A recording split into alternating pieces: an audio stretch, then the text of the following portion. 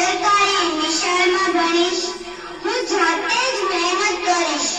મારે કોઈ ટ્યુશન કે વધુ સગવડની જરૂર નથી. તમે ચિંતા ન કરતા. હું તમને કોઈ જ ટેન્શન નહીં આપું. હું તમારી લાડકી દીકરી થઈને રહીશ. તમારું નામ રોશન કરીશ. તમે જ્યારે થાકીને ઘરમાં આવો ત્યારે હું તમને હસતા મોઢે પાણીનો ગ્લાસ આપીશ. તમારી માટે સરસ સરસીઓ બનાવતા શીખીશ. સાચે જ પપ્પા, હું કોઈ જીદ નહીં કરું, પરંતુ તમે કંઈક તો બોલો.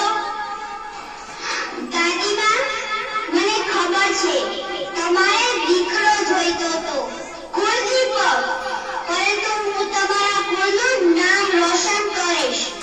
હું દરરોજ તમારી સેવા કરીશ. રાત્રે તમારા પગ દબાવી આપીશ. દાદીમા, હું તમારો ખૂબ જ ખ્યાલ રાખીશ. બા, તમે પણ એક સ્ત્રી જ છો. મારી મમ્મી પણ એક સ્ત્રી જ છે. તો પછી મારી સાથે આવો ભેદભાવ કેમ? કેમ તમે લોકો કંઈ બોલતા નથી? દાદાજી, તમે તો આ ઘરના વડીલ છો. તમે તો કંઈક બોલો. તમે તો આ બધાને સમજાવો. તમે જે ભગવાનના મંદિરે દરરોજ જાઓ છો ને, તે ભગવાને બનાવેલ આ સુંદર મારે જોવી છે. મારે પણ મારી માના ખોળામાં આવડવું છે.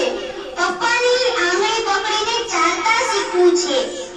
તેમની કમર પર બેસીને ઘોડો રમવું છે. બા પાસેથી સરસ વાર્તાઓ સાંભળતા સૂવું છે. આ સરસ મજાની દુનિયાને જોવી છે. પૃથ્વી પર પાપા પગલે ચાલવું છે. પક્ષીઓના મીઠા ગીતો સાંભળવા છે. મારે પણ જીવનનો આનંદ ઉઠાવવો છે. મારે આ ખુલ્લી હવામાં શ્વાસ લેવો છે.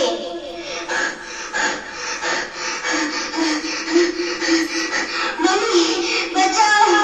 પપ્પા, બચાવો. મને બચાવો. બા, દાદા, બચાવો. મારે પણ જીવવું છે.